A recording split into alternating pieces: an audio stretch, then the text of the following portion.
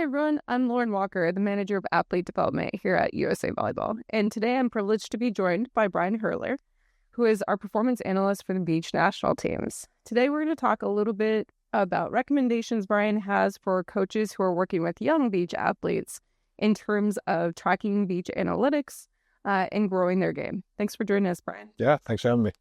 So to open up a little bit here, we see that beach volleyball has been growing quite a bit. So we have a lot more youth who enter into the pipeline of developing as beach players compared to older players who might be making the transition. So if coaches are working with these younger athletes, what are some base analytics that could be really helpful in training new beach athletes?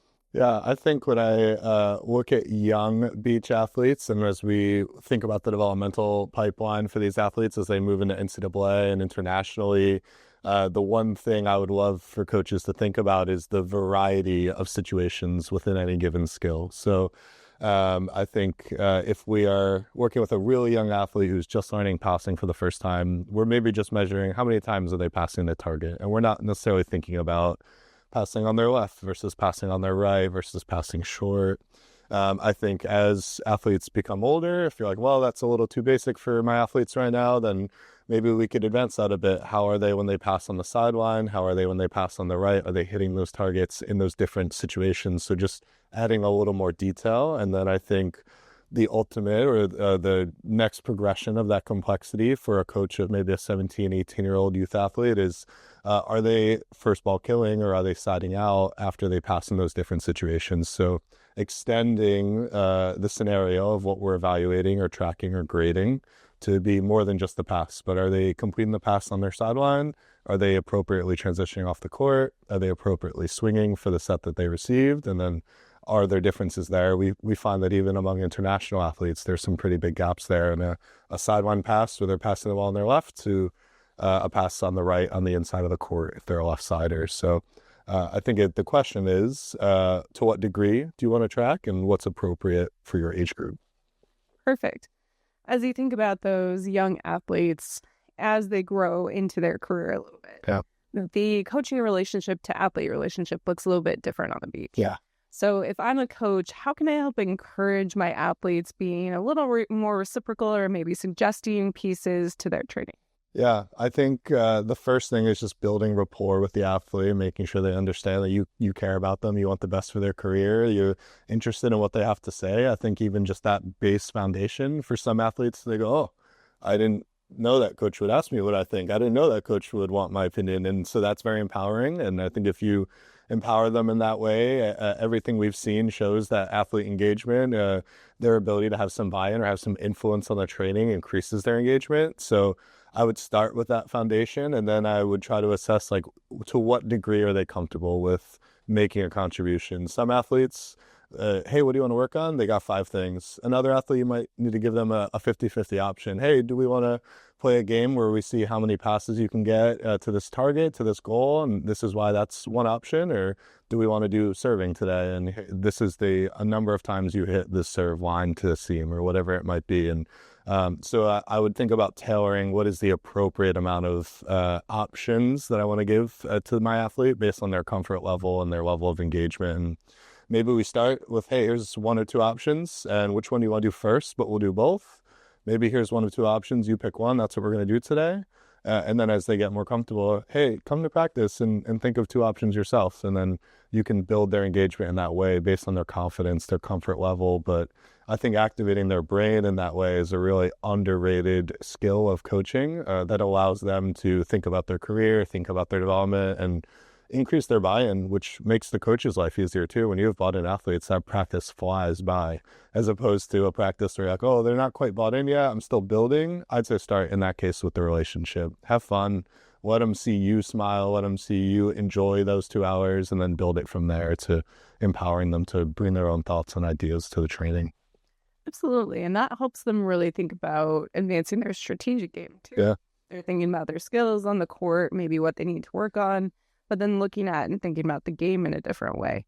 Yeah, absolutely. I think as you give them those options, you can sprinkle in, hey, I think we should do line to line. You can pick, but here's why I want to work on line to line. Here's why I want to work on this pass. And then you're like, oh, okay. I'm starting to understand the value of those different things, those different options, having multiple serves, multiple passes, multiple attacks in my toolkit as a player. So that understanding kind of comes hand in hand with giving them those options and empowering them to bring their own and to think about it. And then, like you said, one step further, why is this important? Why are we trying all this variety? Because we need to have so many tools as we get to higher levels of the game.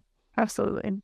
If I'm a young athlete if I'm a coach of a young athlete and I don't want to overwhelm my athlete with stats that I might have pulled during their practice. Yeah.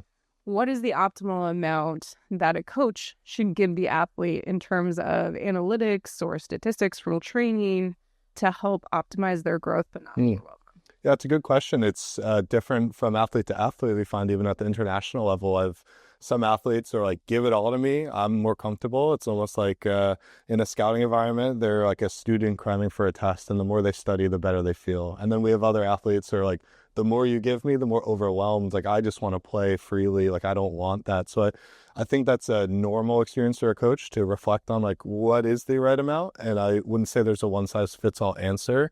My experience, both as a coach and an analyst, has been to start slow. And maybe I don't even necessarily start with numbers, but just like, hey, we hit our passing goal, nice job. Or we're incorporating it in practice as a game. Hey, you're getting 2 points every time, or a bonus point every time you hit our goal, our pass target, or serve target, whatever it might be. And then it's just intuitively like, I want to do this. I want to hit the goal. And it's in a competitive frame as opposed to maybe an overwhelming mathy numbers frame. But I usually start there, and then depending on their comfort level, I'll be like, hey, instead of just we hit our passing goal, we were 6 out of 10 on our passing.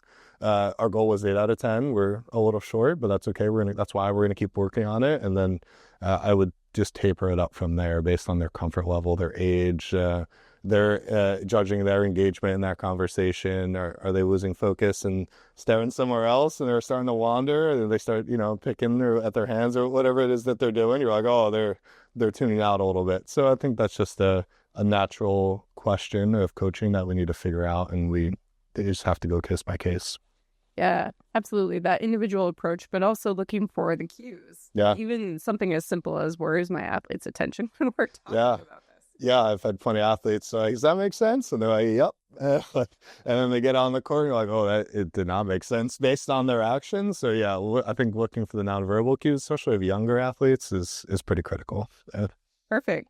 So as the last maybe question here, if we have a coach who gets some athletes who are transitioning from indoor, what are some specific things they might want to think about in helping that athlete transition from indoor to the beach game for the first time? Yeah, I think the biggest thing would be to over-communicate and over-deliver the intention behind the activities, why we're doing these things or why we're grading these things. I think when I personally transitioned as an analyst from indoor to beach, I made a lot of assumptions about beach, about the game, or there's things that I think were just implied. And then as I dug deeper, I was like, oh, I didn't know that teams might have a different pass target based on the system that they're running, or there might be these big differences between whether they pass left or right that maybe wouldn't have been as pronounced in indoor. It might have been a little bit closer and not as significant. So I think communicating, hey, this is what we're training, this is what we're trying to do, and really walking through that in detail with those athletes, helping them understand how expansive their role will be in beach relative to indoor, where they might be more in a specific lane, in a specific position, and then just communicating the value of what they're working on and why. So I think it's a little bit more end-to-end. There's less that you can assume the athlete knows, even at an older age. So you just need to be really mindful, I think, of that communication, likely over-communicating a bit in the beginning, whether it's we're tracking this and why, or we're working on this and why, or we're training this, here's why. And then I would say checking for understanding. Like after activities, hey, how did it go? How did you think it went? I think a lot of times it's hard to feel yourself move in the sand, to be aware of your body in ways. And so like that coach's eye is important, and making sure you're on the same page of, an indoor athlete might be like, yeah, I went great. And you're like, well, for sure, where you're starting from as an indoor athlete, it was pretty good, but we can add these things and be more efficient with our feet in ways we'll need to be in beach volleyball to reach a higher level. So I think it's just a lot of communication and over communicating, and then you can ease them in from there without overwhelming them. Awesome. So, any last final recommendations you would have for our coaches who might be working with athletes who are either transitioning to beach for the first time or kind of coming up through that from a young age? Yeah, I would say my number one piece of blanket advice would be to track something appropriate for your skill level, and I wouldn't underestimate what our athletes are capable of focusing on, of layering into practice. I would challenge them with a growth mindset. It's amazing what athletes can accomplish when you give them the freedom to really go for something, to not necessarily incorporate drill punishments or things based on the result, but on the effort. I think a lot of times we get caught with, hey, we're going to try to serve on the line, but if we miss our serve, this thing's going to happen. But then they don't necessarily get the full developmental experience. It's supposed to like, hey, I don't mind what happens as long as you're giving your best effort, your elbow's back, your hand is strong, and you really follow through the line. And like, I think those athletes who are in those environments have a growth mindset.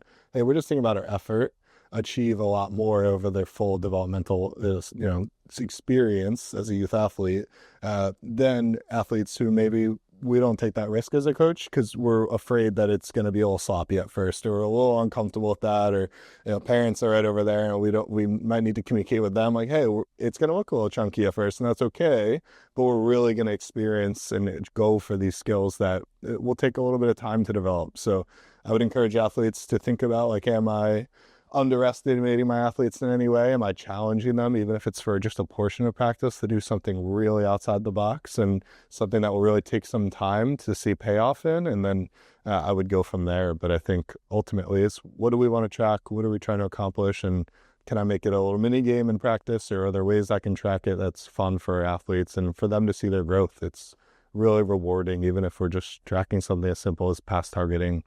For them to see their growth over a month or two. Sometimes you don't feel it day to day in the sand. You're like, oh, this is a grind. It's a fun, beautiful grind. But I think when you can use that to your advantage as a coach, like, hey, look, you are getting better, combined with we're doing hard things, we're growing, we're pushing outside our box, our comfort zone, and this is a safe environment for us all to do that together. We're all bought in. It can be a really beautiful thing and a really rewarding experience for our athletes. Yeah. Well, thank you so much for joining us today to share some of your expertise, Brian. Yeah, thanks for having us.